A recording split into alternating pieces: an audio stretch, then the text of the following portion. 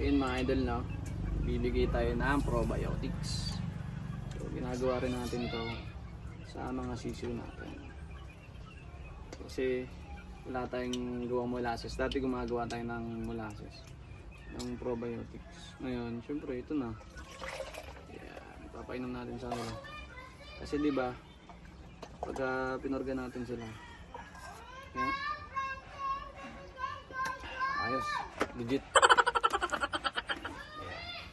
So papainom natin. So sakto lang to sa 30 pieces na sisiw. Nakikita niyo naman napaka grabe. Dalawa na yung palakainan na ginagamit natin. Pero napakatakaw nila. So yan, uhaw na sila. So ngayon, ito na yung iinumin nila.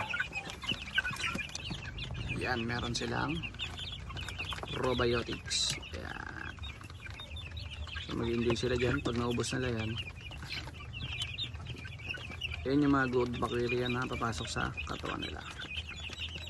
Siyempre pagkatapos nito, ililipat natin sila sa kabilang kulungan. Dapat malinis din mga idol. So importante lagi linis. Laki na nito. Grabe oh. Magto 2 months pa lang ito mga idol.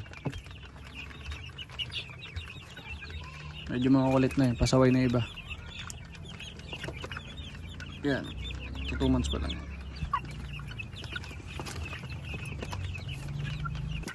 Yan, ganyan kasigla yung mga ano natin, sisiw. So pupost natin kung kailan tayo mag-release, no? So hindi mahal yan, di rin mura. Saktong sakto lang. So yung pwede, yung parents nito 15k kasi yung bili natin, pure 5k sweater. So ito na yung pure 5k natin ng mga sisiw yan. So kita nyo naman. So kahit hipuin nyo, sobrang ano yan, quality yan mga idol.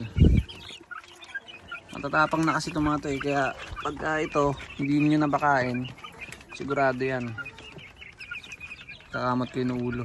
So yan, ito mga pullets yan, pure 5k yan. Kita nyo naman diba, quality yan mga idol. So ma-sure natin na hindi natin tinipid to.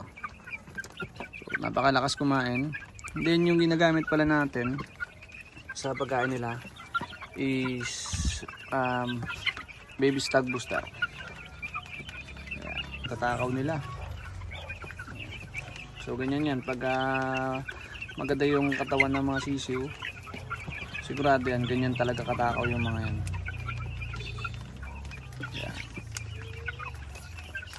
Then maganda yung mga feathering nila.